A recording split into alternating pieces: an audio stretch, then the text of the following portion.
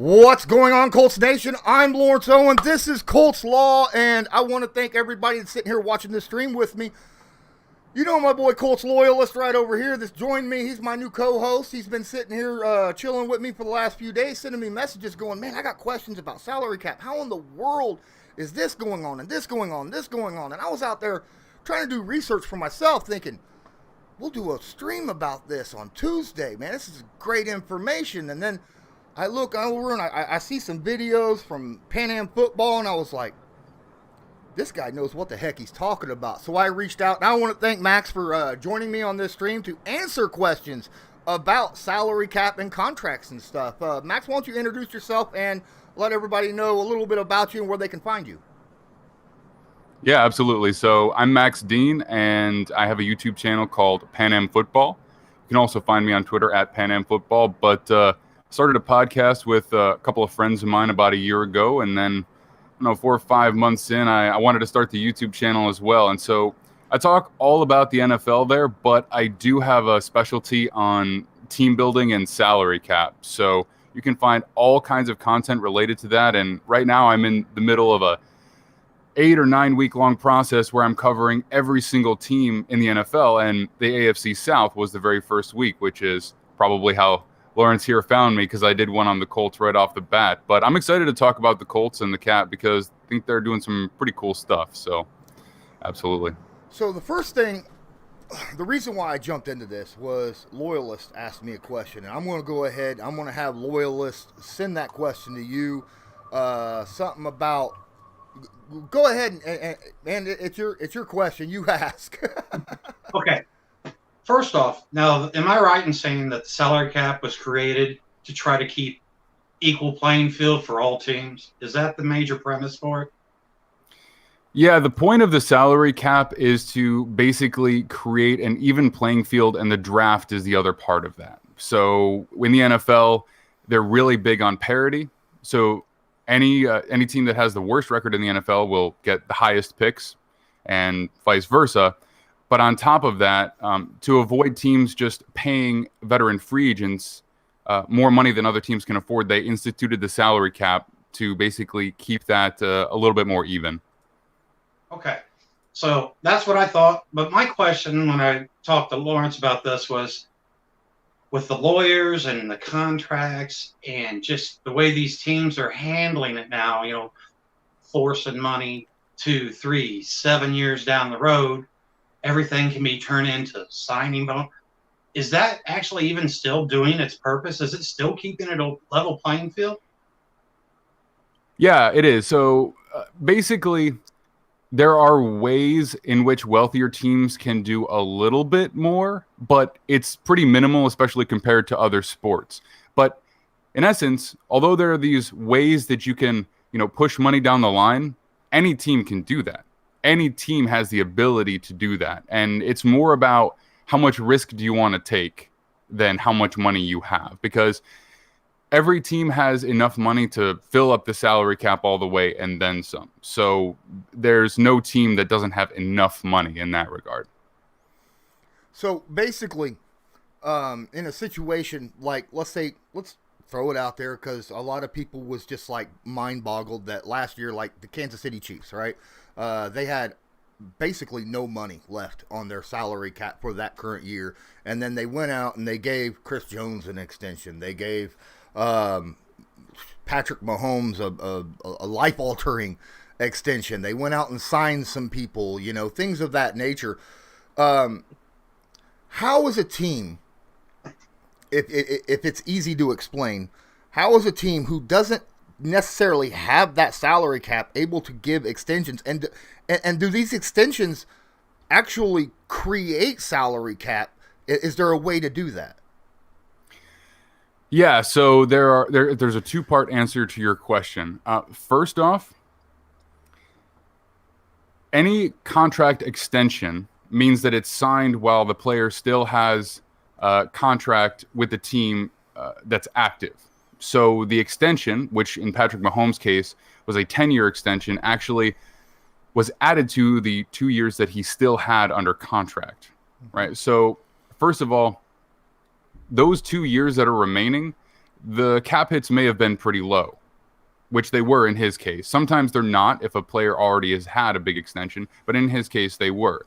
The team has the option to add some of that new money to those pre-existing years, or they can just put it all off to that 10 years once that starts. Now, different teams have different, strategies as far as that goes, but in this case with the Kansas City Chiefs, they really had no fear that he's, not going to be a major part of their team, so they really had no issue just making all of that money come 2 years down the line. So his salary cap hit for 2020 when they signed him to that extension was pretty low, and it was essentially unchanged as a result of that extension. So that's part of the answer.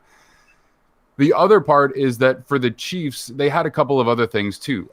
Chris Jones got a huge extension, but actually I should correct myself. He didn't get an extension. He got a contract. He had a franchise tag on him. And so when the franchise tag is placed on a player, it automatically goes against the cap. So he already had a huge cap hit for that year. So even though he got a new contract, it didn't change that large cap hit. So that's part of it. And then Kelsey, similar situation to Mahomes. It wasn't nearly as low as Mahomes was because he was no longer on his rookie contract. But because he still had a couple of years left before the extension years took place, the cap hit that he currently had was essentially unchanged. So all these signings, or at least the Kelsey and Mahomes signings, were for the future, and the money affected the future. And Chris Jones, it was for now, or was for the moment, but he already had that franchise tag that was like a placeholder against the cap, if you want to call it that. Okay. Now I have a question for you. Is the Taysom Hill situation in New Orleans, I know it's extreme, but is that similar to the Chandler Jones, or is that more similar to the Travis Kelce situation? And then secondly, is this something that comes to a day of reckoning, to where they sooner or later it catches up with them and they have to pay the price? So the day of reckoning varies from team to team depending on how extreme they get with it. I think you can see right now in Atlanta, it's a perfect example. Their day of reckoning was a couple of days ago. Julio Jones moved on. And whatever stuff you hear in the media about who was unhappy here, who was unhappy there, any of that is salvageable with the right options, but they ran out of options. And it's new management, so it was the previous GM that got them there.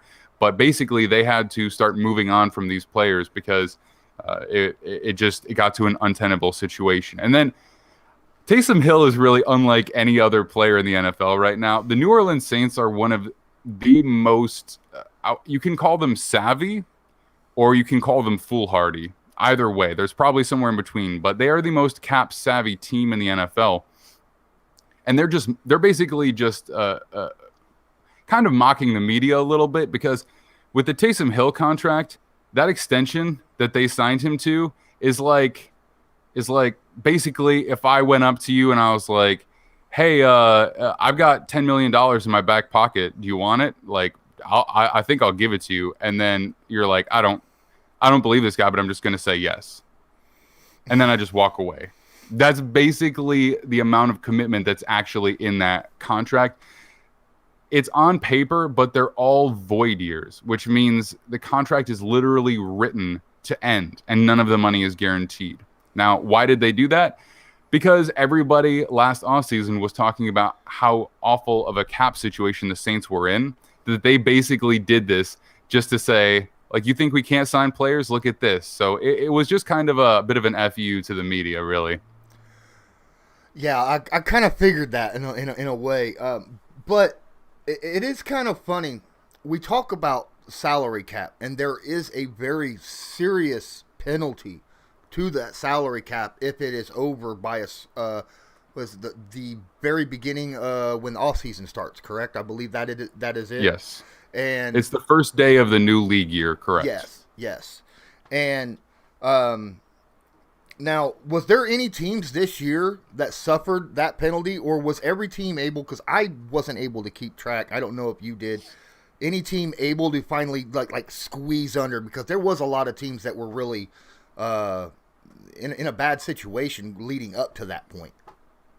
Yeah, so there was No teams this year, and to my knowledge, there never has been a team that has exceeded the salary cap, because aside from any penalty, which in itself, the penalty is probably not that bad, but what the NFL will do is they'll just come in and start voiding contracts. So you want to sign Adoree Jackson to a $13 million a year contract or whatever it was. Well, if that puts you over the cap, they'll just void the contract and the player's not on your team. So it's like attempting to just take the penalty. It's not possible. The NFL will cancel it. There's the most recent example of any team kind of getting in trouble for it was back when the new CBA was signed about 10 years ago. I think it was the Cowboys and maybe one other team. They basically ignored what would have been like a theoretical salary cap in a year where there was no official salary cap because of the way the CBA worked. So like between the last one and the signing of the new one, they're like, well, if there's no salary cap, we're just going to go hog wild, basically. And they got in trouble for that the following year because the league warned them.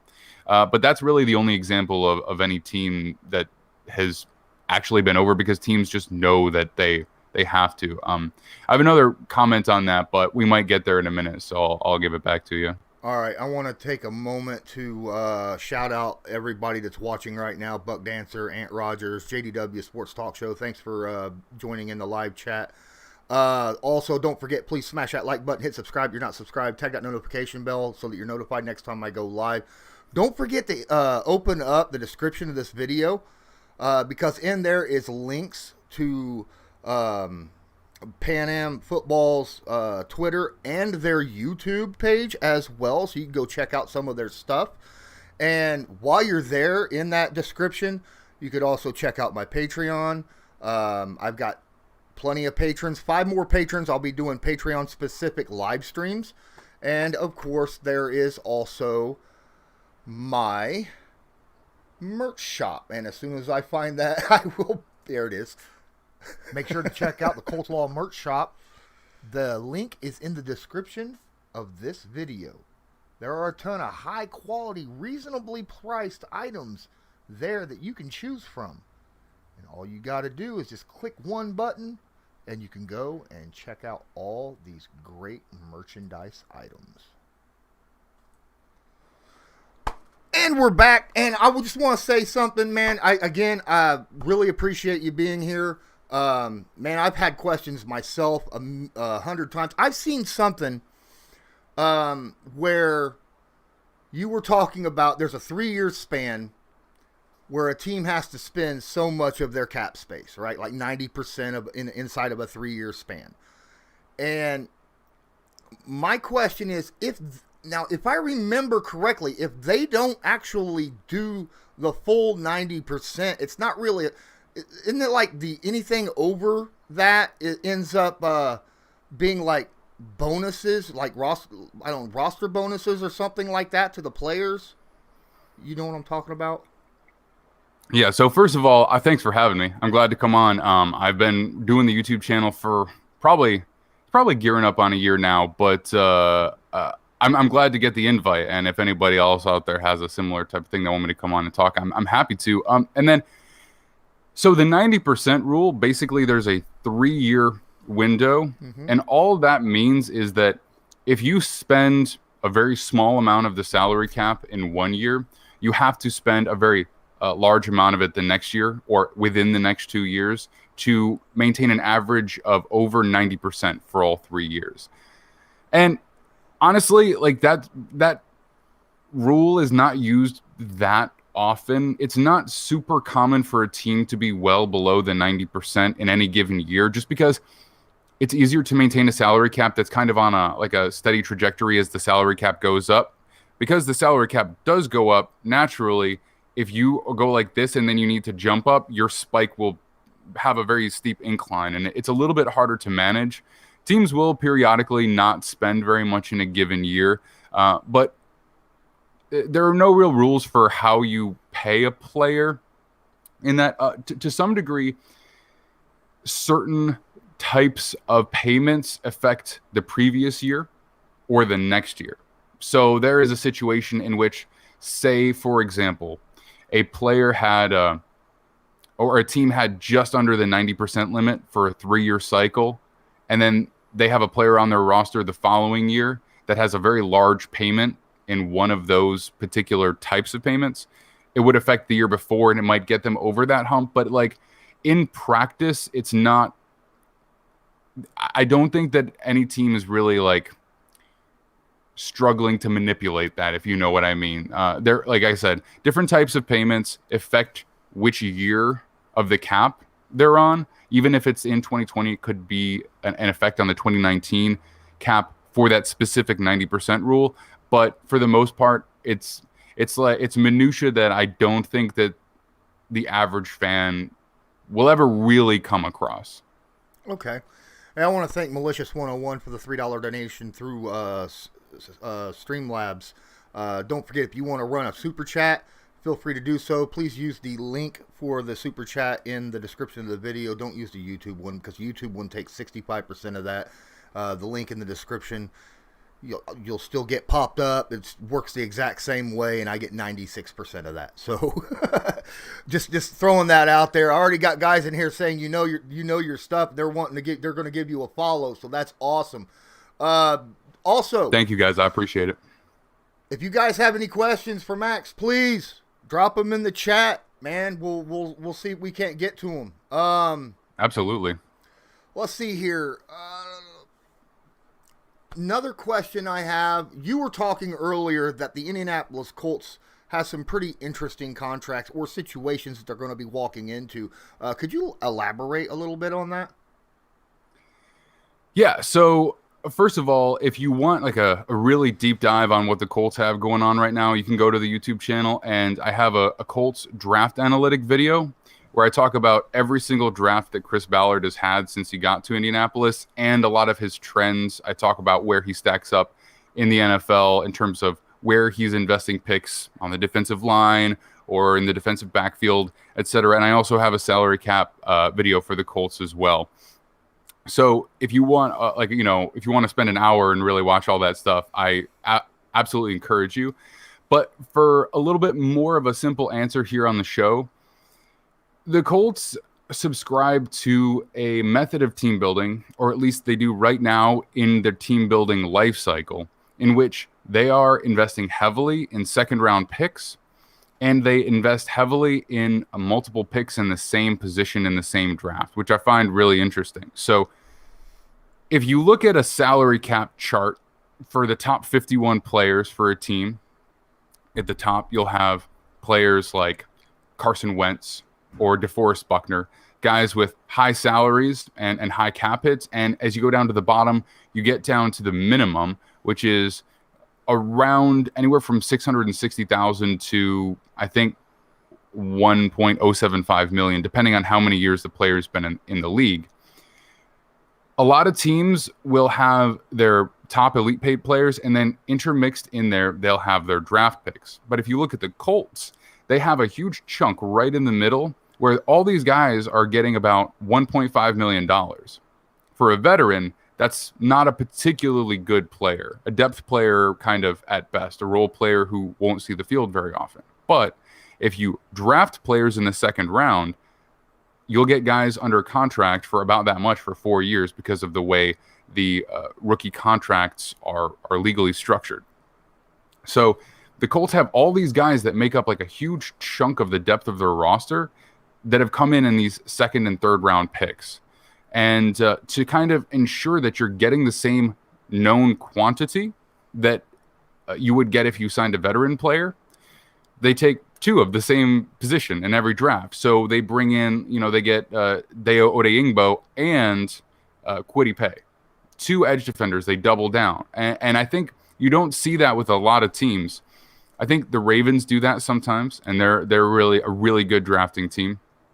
And so essentially what it does is it mitigates your risk. Like if one guy doesn't work out that well, if you needed that player or you needed that position to be improved in the draft, you've taken a second swing. So hopefully at least one of them will be impactful.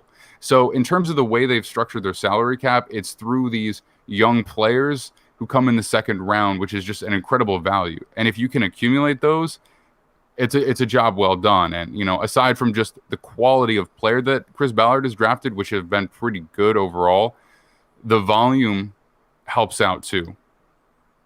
Yeah. Do you have anything, Loyalist? Yeah. So now, okay, say they do that. Let's use this year as an example, both the defensive ends, okay? And let's say they both work out. Now, don't you create a problem where 3-4 years from now, you have them both coming up for contracts, sort of like we are now with Quentin, Darius, Braden Smith. We have a lot of contracts that are coming up due all at once.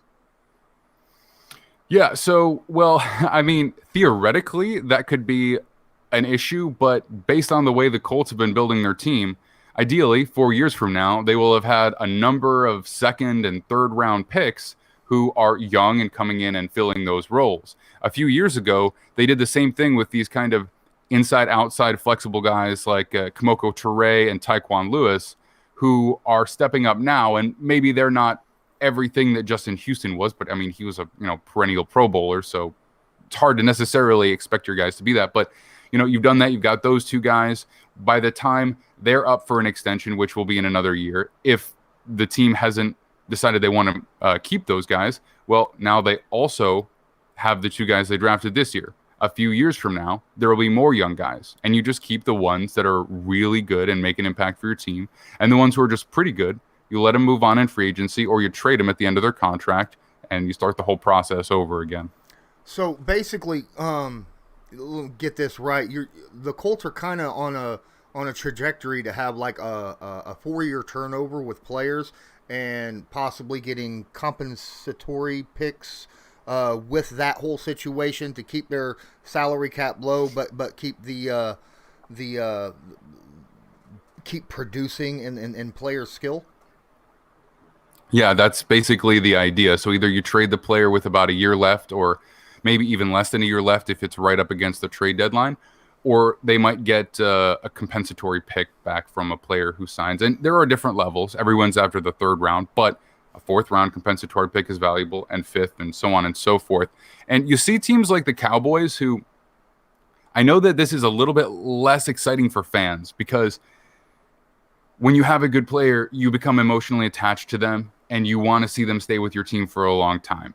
But you see, with the Cowboys, it can start to become an issue. The Cowboys struggle to emotionally let go of players that they draft and who become successful, even if, they really should be kind of picking and choosing which ones they want to hold on to. So I think that, I forget what his name is, but the linebacker who just switched his number to, I think, number 9, who they drafted in the second round a couple of years ago, that's a perfect example. They just had so many other expensive players on the offensive line, at wide receiver. They had so many other guys that were coming up for contract, not to mention Dak Prescott, that you look at that and you say, Jalen Smith is his name, and you say, well, you're a great player. We would like to keep you, but we just think maybe it's not the wise decision.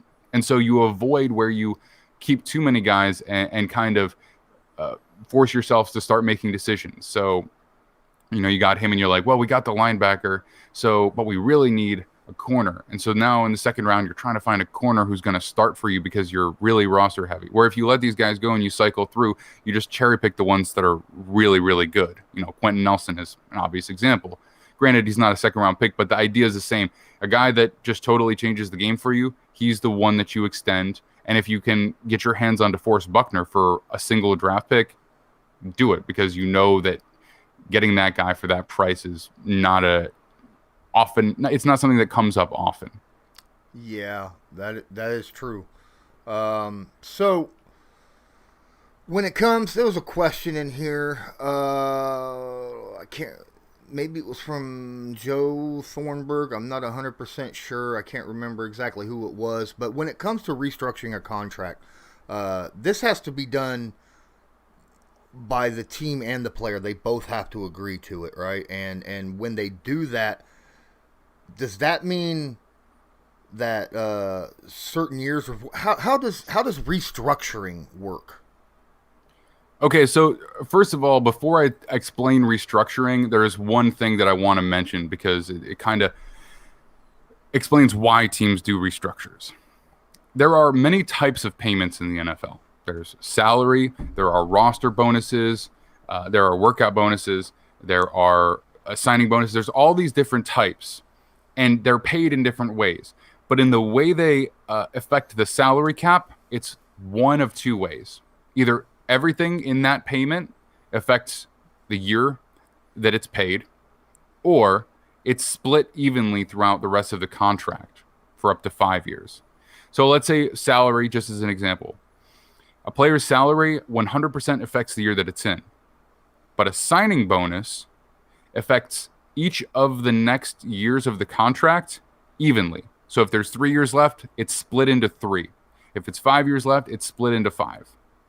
Now, that player still gets all the money that year, or usually within the next year or two, because I won't dive down that rabbit hole because that's just kind of unnecessarily complicated for right now. But the idea is that if you have $10 million in salary and you have, let's say, 5 years in a contract, you want to convert the $10 million salary into a signing bonus, and you split that evenly throughout the contract. So it goes from 10 million to 2 million per year.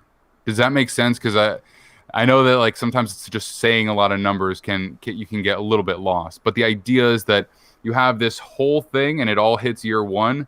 And if you convert it into a signing bonus, it hits equally over the length of the contract, like such, if that makes sense. But so they get why it do all you up front? They get the money up front. Yeah. Otherwise a player would be like, no, I'm not changing this, you know? So they still get the money. It goes into the future of the salary cap, or in the future of the contract, I should say. Is that sort of why the June 1st deadline was such an issue for some of these teams, as far as when they could make these trades and stuff to disperse the...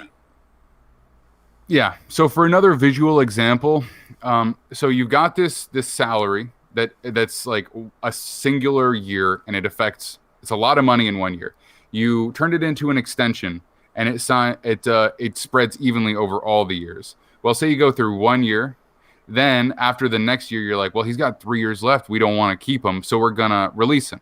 Well, what happens is everything left jumps up to that year.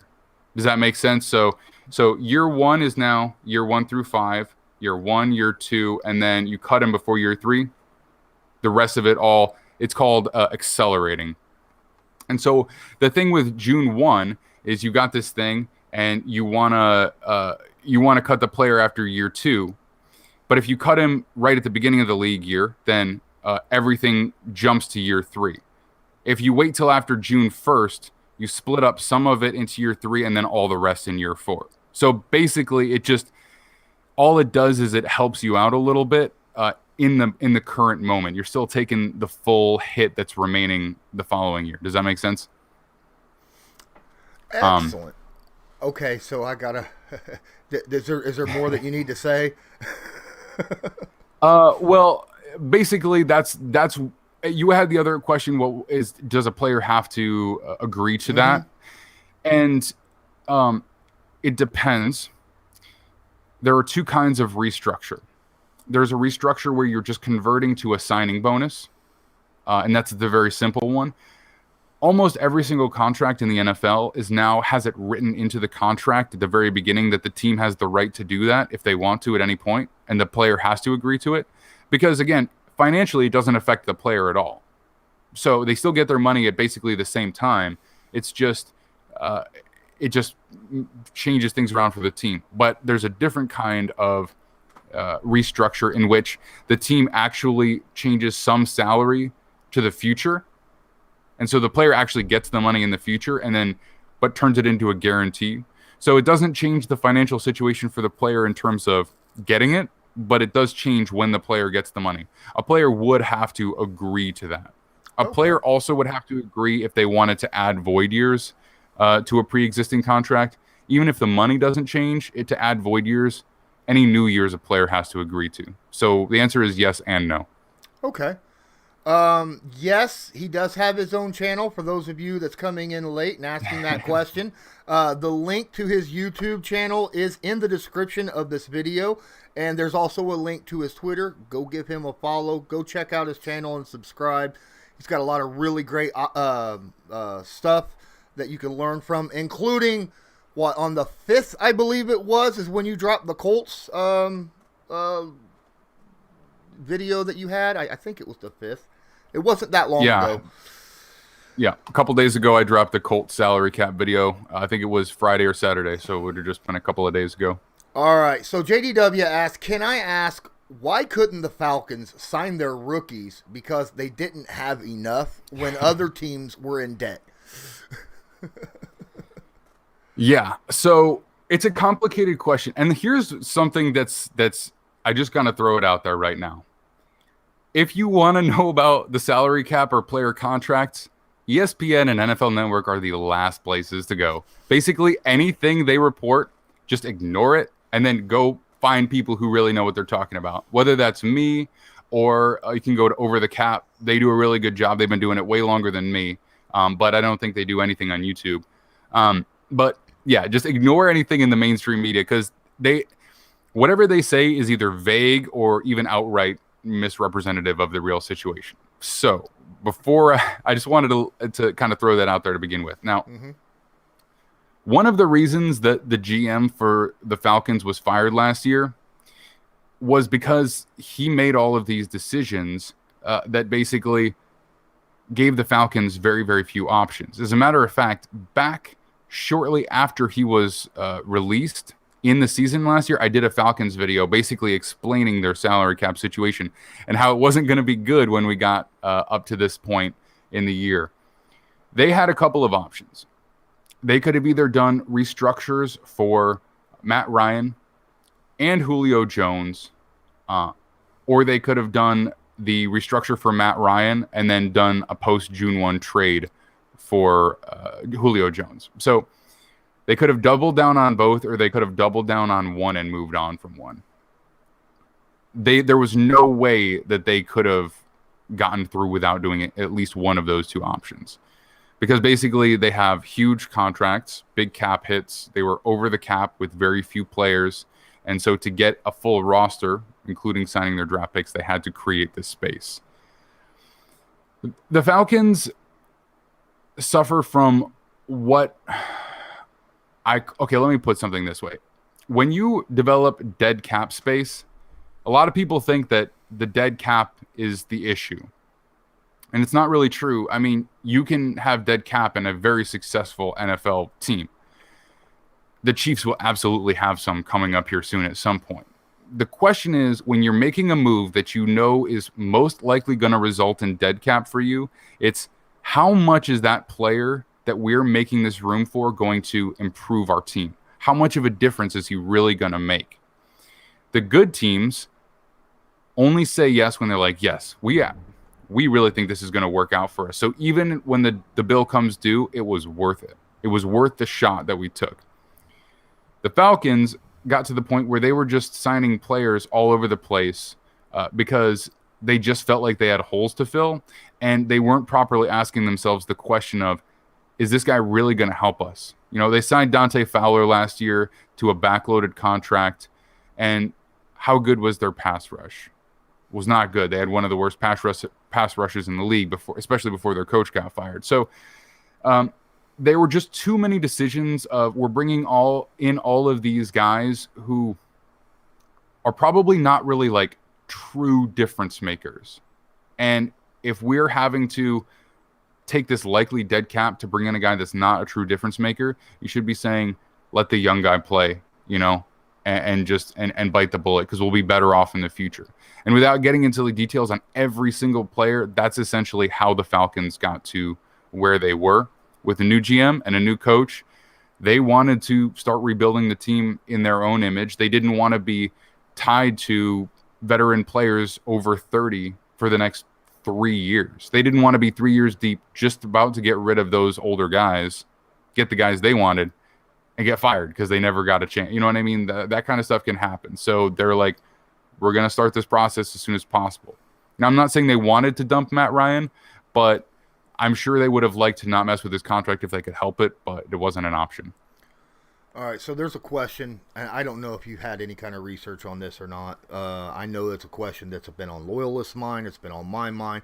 Obviously, it's been on Nomadic Brian's mind because he poses the question, can the Colts extend guys from the 2018 season like Leonard, like Darius Leonard, like Quentin Nelson, like Braden Smith, like Naheem Hines, Hines will be next year, I think. But either way, those three guys are big contract guys. You got your starting right tackle, you got that probably the best guard in the NFL, and then Darius Leonard. Would they be able to be signed and not handicap the team long term? Absolutely. Now, the question is, which ones do you want to do? And I don't know if you came in to the listener, like if you were here for the beginning, but earlier I said the Colts are kind of building a team where you're cycling through a lot of draft picks and you just cherry pick the ones that are really, really good and really make the difference for you. Kind of like what I was just talking about with the Falcons. Now, Quentin Nelson, that's a no-brainer. You absolutely extend him. Darius Leonard, no-brainer. You absolutely extend him. Naheem Hines, good player. Not somebody you extend. He's a guy you allow to get to free agency. And if it works out, you can bring him back on a modest contract. You like him, you want him, but you want to let him see what's out there in the league, what other teams are willing to pay him. And if you feel like that's good value for you, it's reasonable, you bring him back. Kind of what happened with Marlon Mack. Now, Mack might have got more if he didn't get hurt, but it was what it was. They brought him back, but they let him get to free agency. And, you've got other guys on the team. You've got Jonathan Taylor. You've got other skill players. So being afraid to let guys go is not really a good approach to being a GM. But, so they absolutely want to do Nelson. They absolutely want to do Leonard. Naheem Hines, I wouldn't. I would let him get there and bring him back if you can. And then Braden Smith is probably a guy you want to extend as well. They might. He's a guy that I would say he might get a contract in season or he might go to free agency. Like, it's hard to say. So with the Colts cycle, they've only had one draft where guys have hit free agency, and Malik Hooker was the first one to kind of go. And I don't think they have many guys left from that 2017 class. I think Marlon Mack might be the only one that came back. Anthony Walker left this past season as well. Yeah. So this would be the second draft class in which they start keeping some guys and letting some go. Oh, Grover Stewart, actually. Mm-hmm. Grover Stewart is another one. But he was signed at the very tail end of the year. Okay. Very end of the year last year. And so he has a 3-year extension, but basically that was just signed. So I have like a kind of a feeling that Braden Smith might be a guy who's like in the Grover Stewart mold where he gets a contract late in the year before free agency hits. But the other two, the big ones, you absolutely get those done. Quentin Nelson, you could wait till next year if you want to because he has a 5th-year option remaining. Mm-hmm. But Darius Leonard's going to get paid, and it's going to be this offseason for sure. I would imagine in the next month or so, either you're going to start getting news that they're in talks or it's just going to drop and they're going to be like highest paid linebacker in the NFL. And to answer the rest of your question, they can absolutely do it without hamstringing themselves. For superstars like that, you absolutely do it. Okay. Yeah, because to me, it feels like, obviously you can only put so much money into big players, and then, you're either how you put your money into players. It's what you could put a whole bunch like in the middle, like what you were talking about, or you're going to have two opposite ends, right? You're going to have a fair chunk of really, really high price and then a whole bunch of low price players.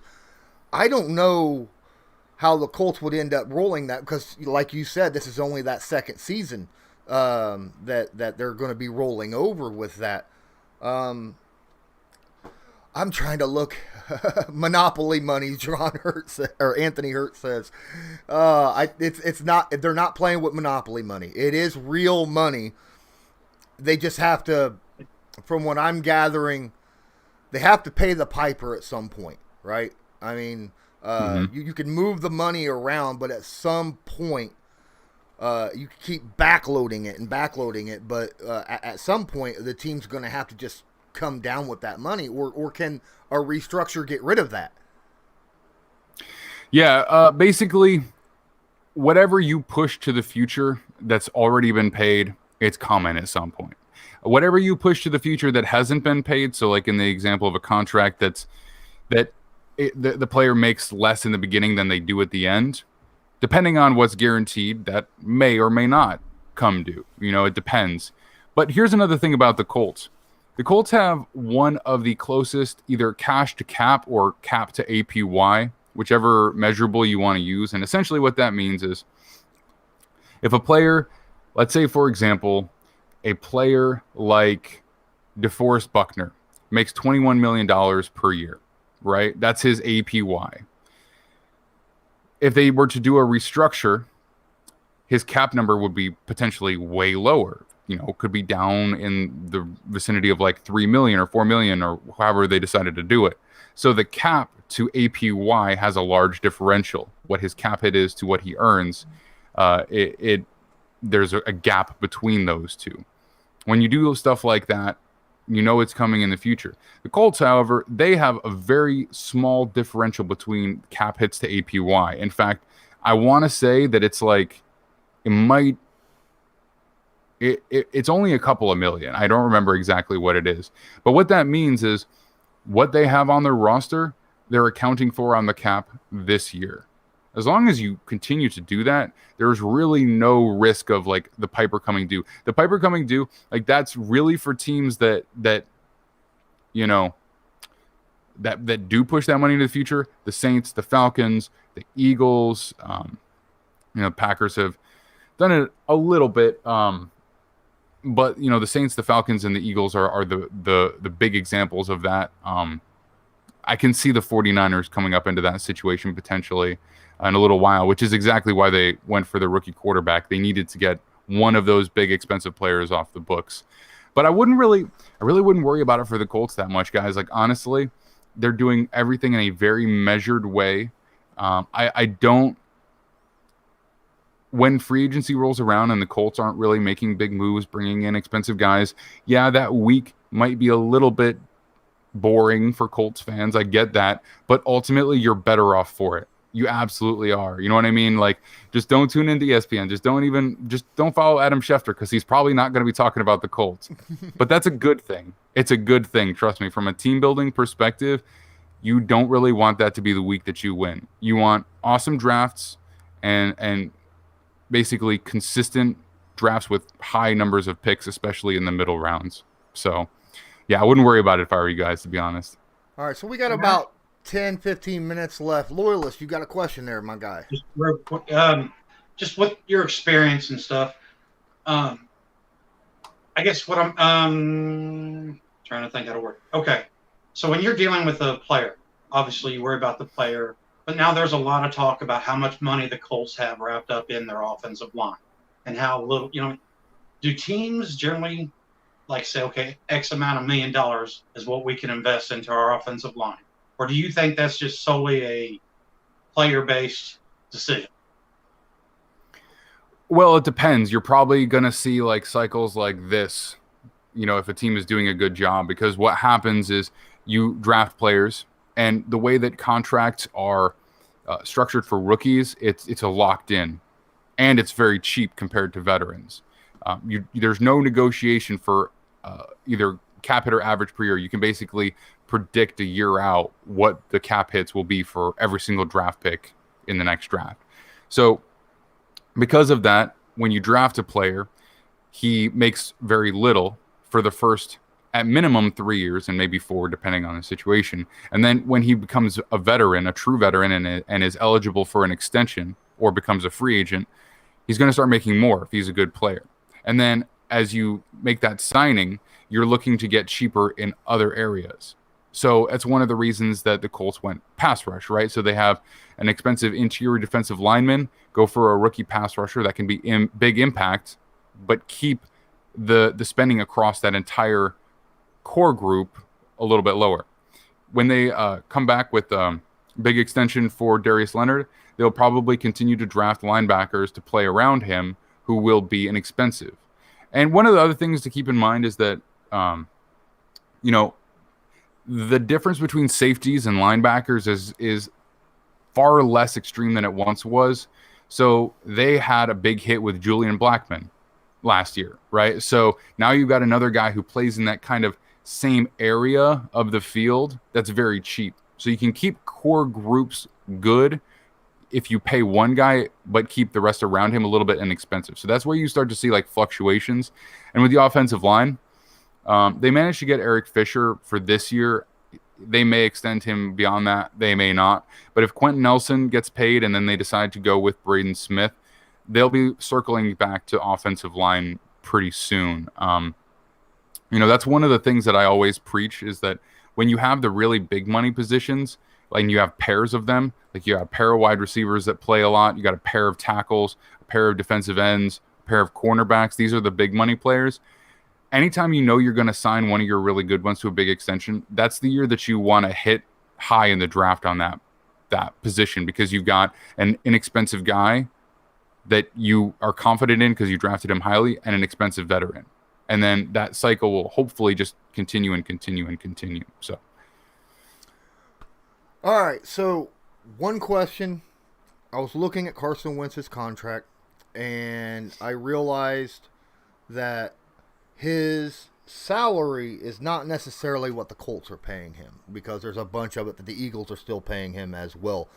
And also I was looking at, well, I'm not salary, but his contract wise is different. The Colts are actually paying the salary, but bonuses and stuff. Right, exactly.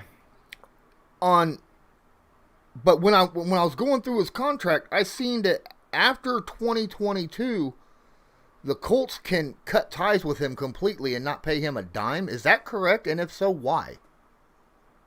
Yeah, absolutely. So the same would have been true for the Eagles as well. They could have cut him after 2022. It just would have looked a lot more expensive because the prorated bonuses that they already paid him. So when we were talking earlier about how you've got money that's evenly distributed over the length of the contract, well, on top of that, which I didn't really mention because we were talking about something specific, you've also got you've got salary, which makes it up, and it could be higher or lower in any of the given years by a little bit.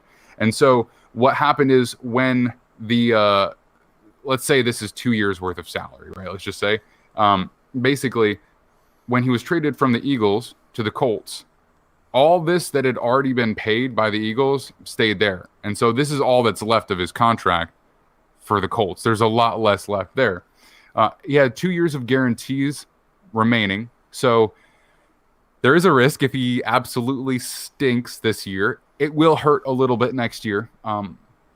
But there's something to keep tabs on, and some Colts fans may already know this or be aware of it. But if you're not, you'll start to hear about it potentially, is that I believe he has the pick next year is a conditional first-round pick. Mm-hmm. It's either a first if he hits over 70% of the playing time, or a second if he hits under. Now, if he gets hurt, that just takes it right out of the window. It'll be a second-round pick.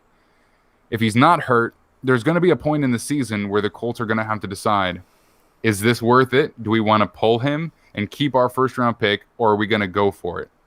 And based on him being a quarterback, playing 100% of the offensive snaps, if they choose to, there will probably be pretty easy to project how many approximate snaps there are left in the season at a certain point. So if he's hit what they expect to be 65% of 100, they're going to have to make a decision. Are we going to the playoffs? Do we have a chance to get into the playoffs? Or do we just pull the plug on this experiment and call it a day?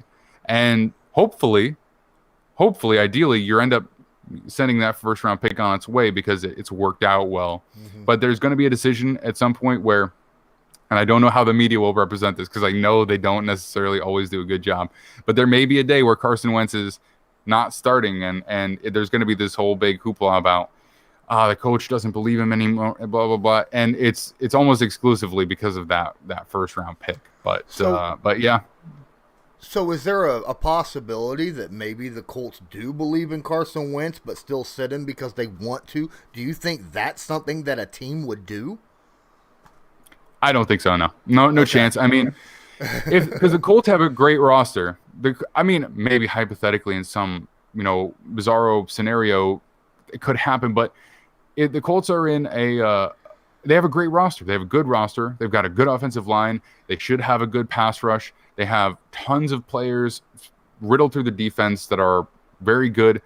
They've got some solid skill players. I don't think they have all-world receivers, but they have a very good running game. So ultimately, there's really no reason that they shouldn't be in contention for at least a wild card spot in the AFC South. It's not the best division. So at some point, if you think there's a shot that you're getting into the playoffs, then you absolutely do not sit him, and even just to try and save that pick because you want to get the playoffs. That's the ultimate goal every year. And then if you're absolutely not getting into the playoffs, it probably didn't work out because he's the point where you're like, if you're not even in the conversation, Carson Wentz did not play well. So, you know what I'm hearing? I'm hearing that the Colts are going to run the score up in the first half and sit Carson in the second half. Hey, you know what? Honestly, if that were to work out, that would be a fantastic situation. But yeah, to be more realistic, yeah, I think they'll be good. I'll be honest. If there's any place in the entire league where Carson Wentz could go and end up being successful, it's with the Colts, with Frank Reich, who was with him in Philly. I think if there's any chance he gets back to where he was, this is the place he'll do it. So, all right, man. Well, it's been about 50 some minutes, about 52. I will really, again, appreciate you being here. Guys, you can absolutely check him out down in the description of the video. Check out his YouTube page and his Twitter. Give him a follow. Subscribe to his channel. Once again, please let people know a little bit about you and where they can find you. Yeah, thanks so much for having me on. I've had a lot of fun. A lot of this stuff that I talk about, I'm just talking to myself on a mic for a while, but it's really fun to be asked questions. So, if the big contract comes up for Quentin Nelson or Darius Leonard, I would love to come back on and talk about it a little bit. And you can find me on Twitter at PanAmFootball. I'm always happy to interact with anything, not just salary cap stuff. And then you can find my YouTube channel. It's going to be Pan Am Football as well. Awesome. Yeah, man. If news drops about, an extension with the fifth round the 5th year option. The 5th year option. Yeah, my brain stopped for half a second.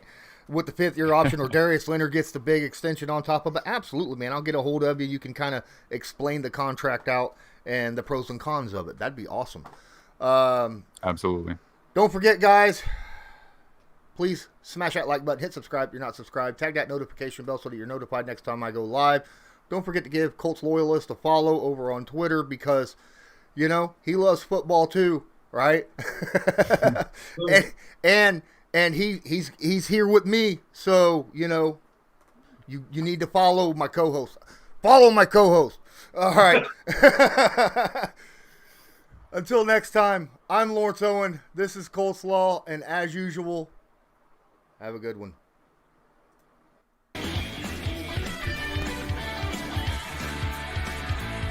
Just because a player's not a household name doesn't mean we can't make him a household name.